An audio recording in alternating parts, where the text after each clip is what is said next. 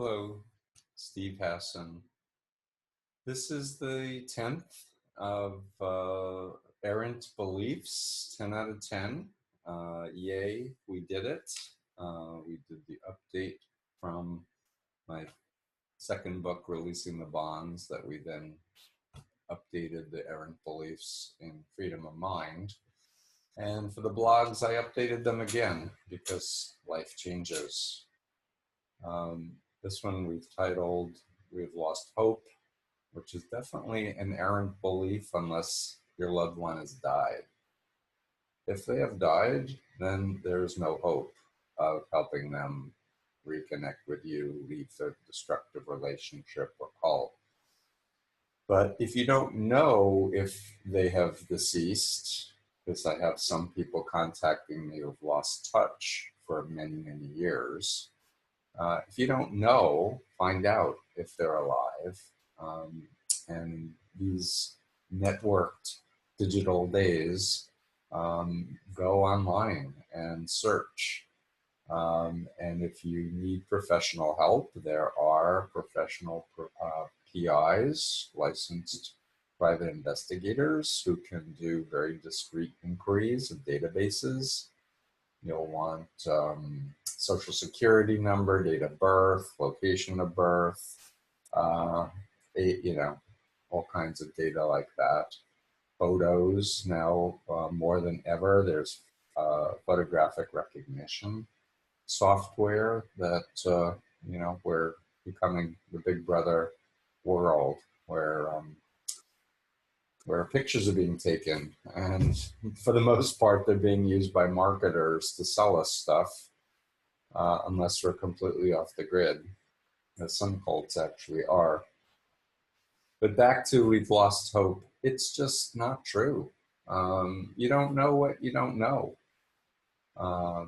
And I've encountered cases where people believed the person was still in the group and they had left years ago and had just never recontacted family and friends because of shame, embarrassment, because of harsh words or deeds that had happened.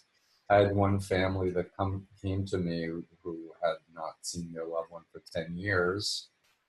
And I asked what happened 10 years ago. Oh, we tried to do a deprogramming. Oh, tell me about that. Oh, we kidnapped him and we held him for a week and he ran away and he pressed charges. And I said, okay, that was 10 years ago. Did you ever apologize? Apologize? Why would we apologize? We were trying to help them. It's just like because the person was abducted and held against their will and probably has some pretty upset feelings towards you for doing it, even though they may understand that you had good intentions. I know when I was in the moon cult, I thought my parents had been brainwashed by the evil media. Of course, the media was evil if they said bad things about the Unification Church, the Moonies group that I was in. If they said good things about the group, then the media was great. But and that continues to be a universal around the world, this information control programming of only looking at confirming information of your belief system, and all other is fake news or is evil, satanic, and theta, to use a Scientology jargon term. But anyway, back to this blog. You're not alone, and there are millions of former members now who have left their groups. Many of them have gone on to become successful professionals. There are many, many more family members and friends and loved ones of those people who saw the radical personality change and care about this subject. And you just don't know who's meeting who in what context. So for me, I'm trying to do the big education effort with my colleagues and friends around the world, the Open Minds Foundation, the International Cultic Studies Association has conferences, etc. And there's just an increasing number of former members writing books, doing blogs, doing podcasts, doing television efforts. And so have hope, and get some advice. Be smart. Don't just go to anywhere on the web that says we can help you. The Scientology group bought the Cult Awareness Network name, logo, and phone number and bankruptcy court after they sued them into bankruptcy in 1996. And if you contact them, they'll contact the cult and say your family's trying to get you out, and will refer you to cult apologists who will tell you brainwashing and mind control does not exist, which is an errant belief, because the social science is ever increasing. That explains how the mind can be tricked, how people can be indoctrinated into black and white, all or nothing systems.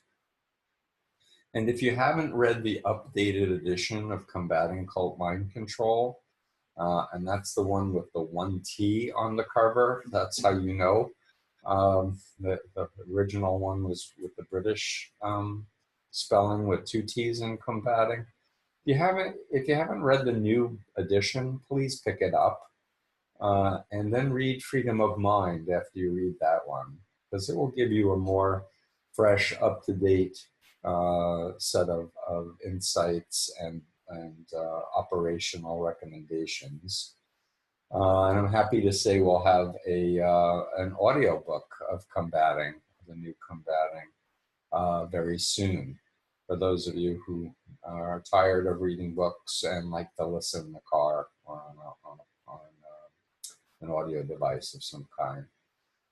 It's very exciting times, and please revisit your errant belief if you had given up. And I really do get it that people have been so traumatized by losing a loved one, they just kind of want to bury the idea of ever seeing them again or them ever coming out. And lastly, I want to tell you about sometimes people contact me, former members who just left, who say, my family said they never wanted to see me again. That was 10 years ago, but I've left. Would you mind contacting them? They'll believe you, Steve, that I've really left. And can you tell them I'm sorry? And we always make that effort to try to bring people together, even with our tiny little team here at Freedom of Mind. So that's it. I hope you enjoy the blog. Please check out our index of other blogs that I've done. The YouTube channel has over 100 videos now, and network and get support for yourself and make a plan and begin reaching out to your loved one. And by the way, if you have a loved one who's in a group like the Jehovah's Witnesses who have been ordered not to talk to you, that's their indoctrination. If you're out of the Jehovah's Witnesses, there's nothing preventing you other than the leftover beliefs from contacting your loved ones and contacting them and contacting them and contacting them and just saying, I miss you. Hey, I went and saw this wonderful movie and I thought of you today. Or sending postcards, picture postcards that they don't have to open the envelope where they can see the message, or email. So don't give up, and love is stronger than mind control. Okay, thanks so much. Bye.